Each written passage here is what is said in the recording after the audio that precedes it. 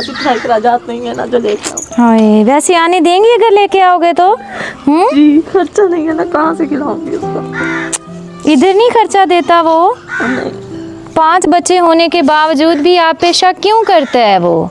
कहता काम नहीं करो, खाना नहीं होगा तो फिर कमाना तो पड़ता है ना खाने के लिए। हाँ। घर में और कोई है नहीं हम दोनों के अलावा। अच्छा। जी, तो फिर हर चीज़ पे शक करेगा, किसी से बोलूँगी तो भी शक करेगा। हाँ। सारे मतलब के साथ में कहते हैं तुम्हारी बीवी बहुत अच्छी है, इसके साथ ऐसा मत करो। हाँ।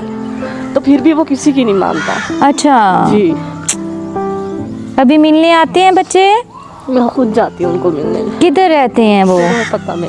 अच्छा, तो बेटा फिर आप उनसे कहो मैं नहीं जाती काम पे, आप कमा के लाओ, बच्चों को खिलाओ। नशा करता है ना। हाय सदके जाऊँ, जिंदगी तबाह हो जाती है बच्चियों की। यकीन करें जिनके शोहर नशा करते हैं। मेरे लिए हाँ। भाई हैं तो खुद के उनके घर बार हैं इतनी।